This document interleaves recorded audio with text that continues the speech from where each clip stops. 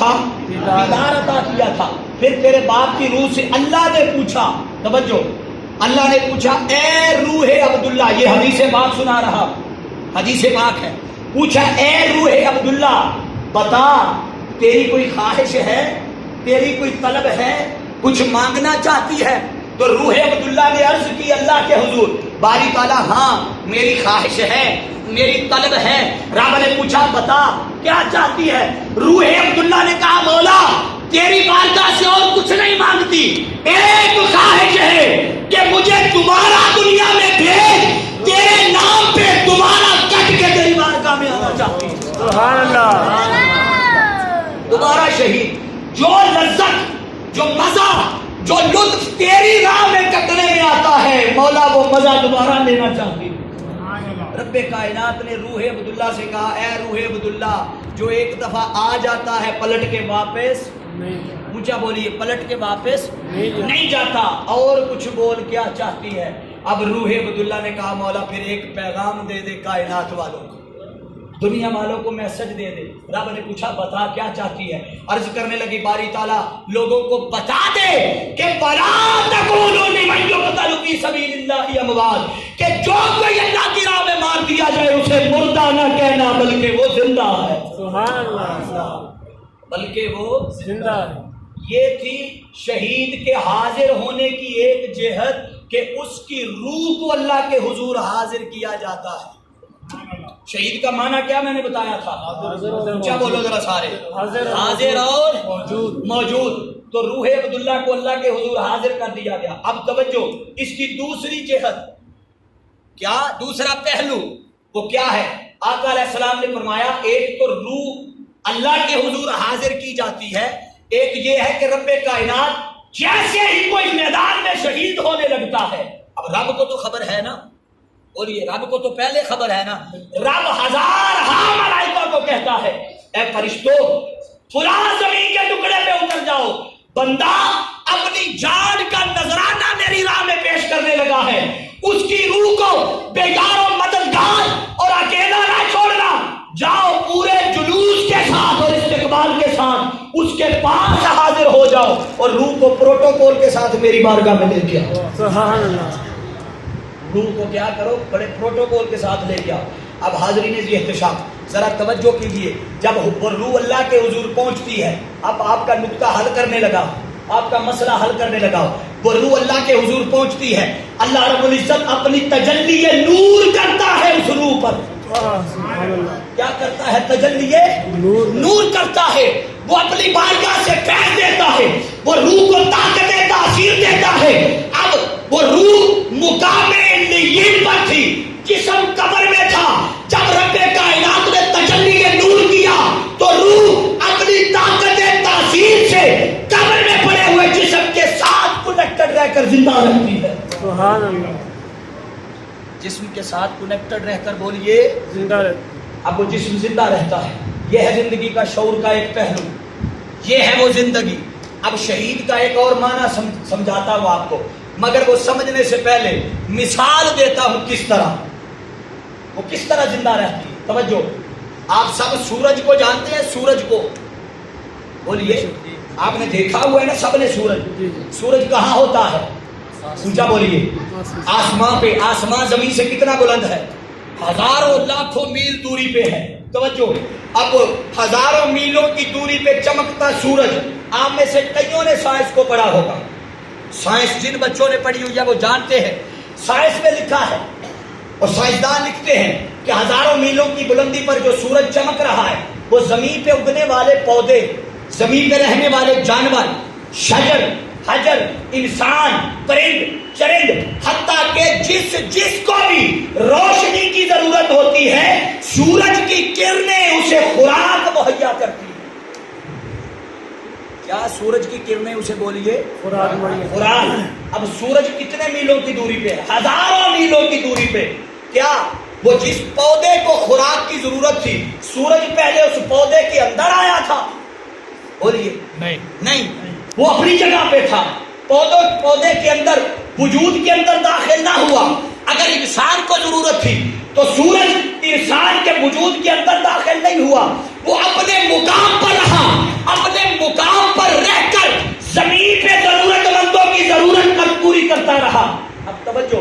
علماء کی توجہ چاہوں گا.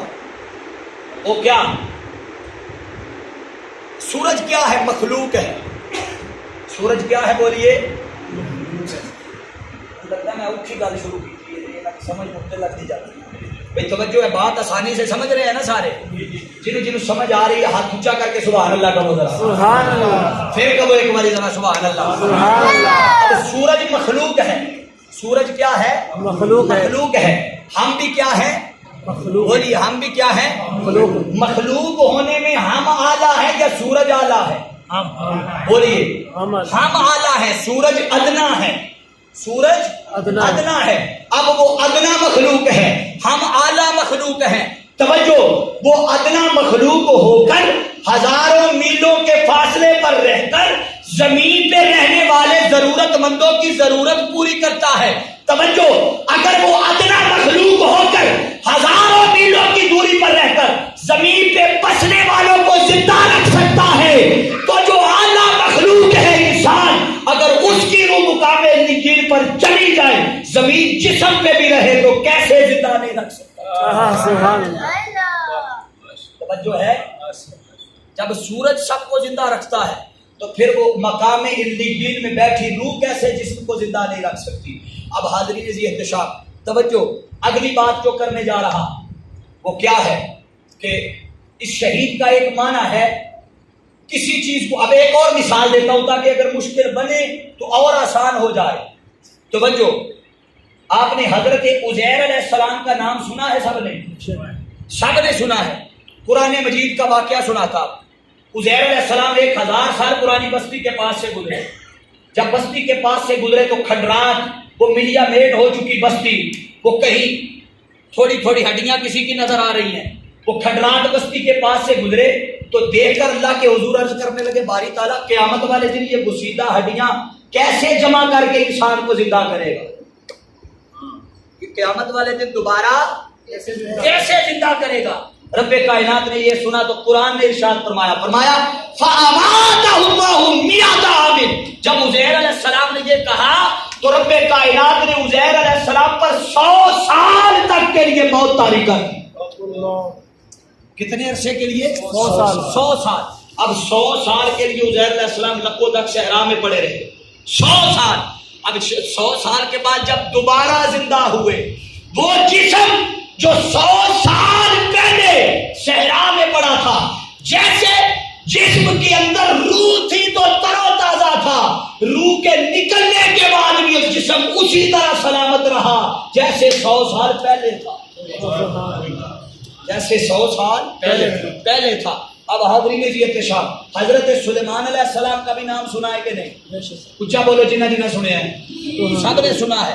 اب توجہ، حضرت سلیمان علیہ السلام کے بارے میں سورۃ النمل میں قرآن نے ارشاد فرمایا کہ سلیمان علیہ السلام جنات پر حکومت کرتے تھے. کن پر؟ جنات پر. جنوں کو حکم دیا، جنوں بیت المقدس کی تعمیر کرو. بیت المقدس کا نام بھی سنا ہے نا سب نے، یہ قبلہ اول ہمارا.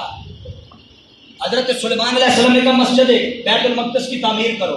فرشتے اور جن وہ بیت المقدس کی اس پہ تعمیر میں لگے. توجہ، اب جن تعمیر کر رہے ہیں، کوئی اینٹیں لا رہا ہے، کوئی گارا لا رہا ہے، دیواریں بن رہی ہیں، مزدوری کر رہے ہیں. حضرت سلیمان علیہ السلام ٹھیکیدار کی طرح اوپر کھڑے ہو گئے اور عصا کے سہارے نگرانی کرتے رہے.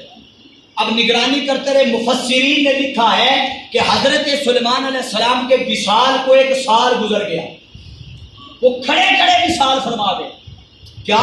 کھڑے کھڑے وصال فرما گئے. جب وہ کیڑا لگا عصا کو، گیند لگا اور وہ گرا، سلیمان علیہ السلام زمین پہ گرے تو جنات پر انکشاف ہوا کہ سلیمان علیہ السلام وصال فرما چکے ہیں.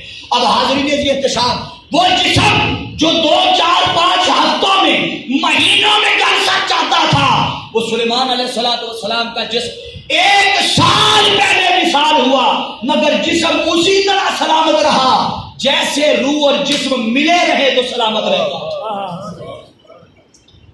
توجہ ہے ذرا سبحان اللہ کا بول. سبحان اللہ. اب حاضرین ذی احتشام، آپ جب کسی کو یہ واقعہ سنائیں گے، فاروق عبداللہ صاحب کی توجہ چاہوں گا، جب آپ کسی کو یہ واقعہ سنائیں گے وہ بھلا کیا کہے گا آپ کو؟ وہ بھائی جان یہ بات انبیاء کے ساتھ خاص ہے، کیا کہے گا یہ بات انبیاء کے ساتھ انبیاء کے ساتھ خاص ہے کہ اللہ نے زمین پہ حرام قرار کر رکھا ہے کیا کہ انبیاء کے جسموں کو نہ کھانا، انبیاء کے جسموں کو نہ کھانا. تو یہ بات تو انبیاء کے ساتھ خاص ہے، یاد رکھ لیں. ایسا نہیں ہے، یہ غیر انبیاء کے لیے بھی ہے. کیا اونچا بولیے.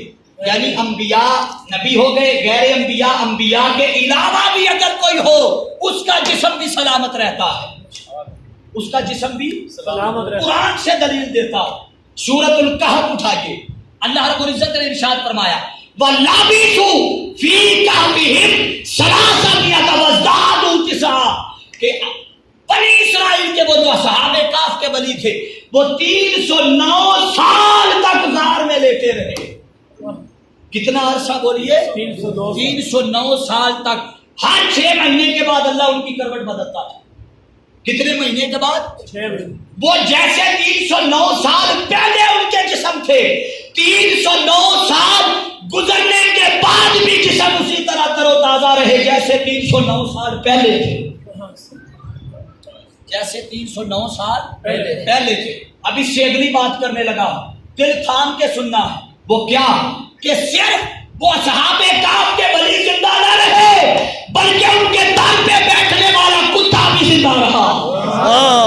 واہ واہ. ان کے در پہ بیٹھنے والا کتا بھی زندہ رہا. کیوں؟ اگر وہ ولی مار چکے ہوتے تو کتا ان کا در چھوڑ کے اٹھ کے چلا جاتا کہ جن کی خاطر آیا تھا وہ تو دنیا سے چلے گئے. کتا ان کی چوکھٹ پہ بیٹھا رہا. کیوں بیٹھا رہا؟ وہ انہیں زندہ سمجھتا رہا. کیا بولیے؟ زندہ کیا بولو؟ زندہ سمجھتا رہا. ارے شہید کو مردہ کہنے والوں، ہم سے تو وہ کتا اچھا جو ولیوں کو زندہ سمجھتا رہا زندہ رہا. جو زندہ سمجھتا رہا تو زندہ، اونچا بولیے، زندہ سمجھتا رہا تو زندہ رہا. جو زندہ سمجھتا ہے وہی زندہ رہتا ہے، جو مردہ سمجھتا ہے وہ مر جاتا ہے. جو مردہ سمجھتا ہے بولیے وہ مر جاتا ہے. اب حاضرین جی احتشام توجہ، شہید کا ایک معنی کیا ہو گیا؟ حاضر اور موجود ہونا. آپ تھک تو نہیں گئے؟ ہاتھ اٹھا کے بتائیے جو تھک گئے. توجہ، ایک آخری معنی بیان کرتا ہوں پھر آپ کو کربلا میں لے کے چلتا ہوں. ابھی بہت وقت پڑا ہے، پریشان نہیں ہونا. شہید کا ایک معنی ہے کسی چیز کو پا لینا. کیا؟ کسی چیز کو پا لینا. اب آپ کے ذہن میں پھر سوال پیدا ہوگا، شہید کس شے کو پا لیتا ہے؟ شہید کس شے کو پا لیتا؟ اونچا بولیے، شہید کس چیز کو پا لیتا ہے؟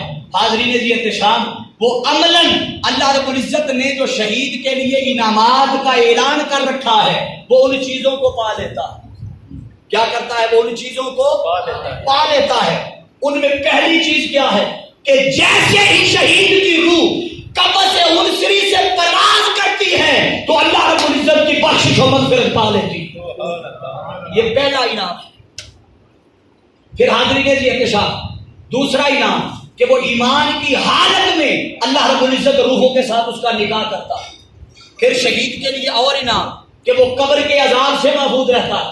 پھر شہید کا اگلا انعام کہ رب کائنات اس شہید کے صدقے اس کے خاندان میں سے 70 افراد کی شفاعت کرتا. کتنے افراد کی بولیے؟ 70 افراد کی. اب میں تیزی سے بیان کرتا جاتا ہوں. اب حاضرین جی احتشام، تیسری چیز ہے شہید کا تیسرا معنی ہے مشاہدہ کرنا. بس یہ معنی بیان کر کے اہم ہے. کیا ہے بولیے؟ مشاہدہ، یعنی کسی چیز کو دیکھنا. اب جب میدان کربلا ہوگا، تصور کریں میدان کربلا ہے، یہ بات جو میں نے اب تک سنائی ہے یہ ایک عام انسان کی روح کا مقام ہے. کیا؟ عام انسان کی. آپ میں سے بھی اگر کوئی شہید ہو جائے، آپ میں سے بھی، تو اس کو بھی اللہ کے حضور یہی انعام ملے گا. اللہ کے حضور بولیے اسے بھی یہی انعام ملے گا. ارے یہ عام انسان کے انعام کی بات ہے اور رب کائنات حجابات اٹھا کر دیدار کرواتا ہے. اس حسین کے دیدار کا عالم کیا ہوگا جس نے میدان کربلا میں اپنی جان کا جامع شہادت روشن ہو۔ یہ عام انسان کا انعام تھا، تو اس مولا حسین کی شہادت کا عالم کیا ہوگا، اس کے دیدار کا عالم کیا ہوگا۔ اب مشاہدہ کرنا، کسی چیز کو تکنا، کسی چیز کو دیکھنا، حدیث پاک میں آتا ہے جب شہید کی گردن کٹتی ہے، جب شہید کو تلوار لگتی ہے، جب اسے تیر لگتا ہے، جب اسے نیزہ لگتا ہے، اسے پتہ ہے کتنی تکلیف ہوتی ہے؟ آپ جانتے ہیں؟ چیونٹی جتنی، کتنی؟ چیونٹی کے کاٹنے جتنی تکلیف ہوتی ہے شہید کو۔ اب ذرا تصور کیجئے، حضرت یوسف علیہ السلام، آپ پر زلیخا نے بہتان باندھا، کیا عزیز مصر کو شکایت پہنچی کہ زلیخا کے ساتھ بدتمیزی کی ہے؟ حاضرین ذی احتشام، وہ باندیوں نے اور زلیخا کی سہیلیوں نے تانا دیا، نی زلیخا تینوں اور کوئی بندہ نہیں لبا، ایک قیدی تی عاشق ہو گئی ہے، ایک غلام تی عاشق ہو گئی ہیں۔ زلیخا نے آکھیا آئیے تساں انہوں ڈٹھا جو نہیں، آئیے تساں انہوں اونچا بولی، آئیے تساں انہوں ویکھیا جو نہیں، جدو ویکھ لو دیاں پھر میرے نال گل کریا جے۔ یوسف علیہ السلام سے کہا یوسف ایک بات مان لینا میری۔ پوچھا کیا؟ کہا جب میں آپ سے کہوں یہاں سے گزر جائیے، بس اتنا سا کام کرنا ہے، ایک جھلک دکھا کے گزر جانا۔ ادھر اپنی سہیلیوں سے کہا یہ پھل پکڑو، یہ چھریاں پکڑو، جب تمہیں اشارہ کروں تو پھل کاٹنا۔ اب توجہ، ادھر سہیلیاں بیٹھ گئیاں فروٹ لے کر، چھریاں لے کر، ادھر سے حضرت یوسف نے نقاب اوڑا اور گزرنے لگے، اشارہ کیا نقاب اٹھاؤ۔ ذرا توجہ، حسن یوسف کا حجاب اٹھا تو وہ جو مصر کی باقیاں تھی، زلیخا کی سہیلیاں، انہوں نے پھل کاٹتے کاٹتے حسن یوسف کو دیکھ کر اپنی انگلیاں کاٹ لی۔ حسن یوسف کو دیکھ کر اپنی انگلیاں کاٹ لی۔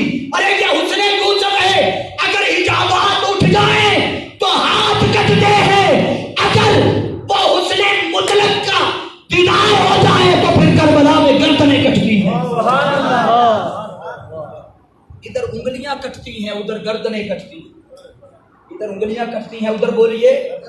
کسی شاعر نے کیا خوب کہا، شعر سننا ہے تو ذوق سے سبحان اللہ کہیے ذرا۔ شعر کیا ہے کہ عشق دیا گالیوں لایا جا دیا، عشق دیا گالیوں لایا جا دیا، لگ جان پھر نہیں بجھایا جان، مل کے کہہ دیو عشق دیا اگا نہیں لایا جانیا، لگ جان پھر نہیں بجھایا جان۔ بس میں اختتام کی طرف جا رہا۔ اب حاضرین ذی احتشام یہ تین معنی کافی ہیں، اب ذرا توجہ کیجئے وہ فلسفہ حسین کیا تھا۔ اب ایک بات تو واضح ہوگی کہ شہید زندہ، اونچا بولیے، شہید زندہ ہے۔ اب حاضرین ذی احتشام، صرف حسین زندہ نہیں ہے بلکہ حسین کی وہ فکر بھی آج بھی زندہ ہے جس فلسفے اور سوچ اور فکر کے لیے حسین نے اپنا پورا خانوادہ میدان کربلا میں قربان کیا۔ حاضرین محترم، آپ سب جانتے ہیں خطوط ملتے رہے، امام علی مقام کو کوفے والوں نے خط لکھے کہ یزید ہم پہ حکمرانی کر رہا ہے، ہم چاہتے ہیں کہ ہم محمد مصطفیٰ کے نواسے کے ہاتھ پہ بیعت کریں، حالات بڑے سازگار ہیں، حسین آپ مدینے سے کوفہ آ جائیے، یہاں آئیں گے تو 50,000 لوگ اور اس سے بھی کئی گنا زیادہ آپ کے ہاتھ پر بیعت کرنے کے لیے تیار ہیں، آپ کے ہاتھ پر بیعت کرنے کے لیے تیار ہیں۔ امام علی مقام امام حسین علیہ السلام نے حضرت مسلم بن عقیل کو روانہ کیا۔ آپ نے یہ واقعہ سنا ہوا ہے نا سب نے یہ۔ اب مسلم بن عقیل کوفے پہنچ گئے، وہاں جا کر دیکھا تو جو حالات کوفے والوں نے بتائے، روایات میں تاریخ کی کتابوں میں آتا ہے پہلے ہی دن حضرت مسلم بن عقیل کے ہاتھ پر، وہ حقیقتاً بیعت حسین کے ہاتھ پر تھی، وہ حقیقتاً بیعت بولیے حسین کے حق میں مسلم بن عقیل کے ہاتھ پر بیعت کی گئی۔ اب ذرا توجہ کیجئے، جیسے ہی یزید کو خبر ملی کہ حسین نے مسلم بن عقیل کو اپنا سفیر بنا کر بھیجا ہے اور لوگ جوک نہ جوک ان کے ہاتھ پر بیعت کر رہے ہیں، حاضرین ذی احتشام یزید کو اپنے اقتدار کے جانے کا خدشہ لگ گیا، اپنے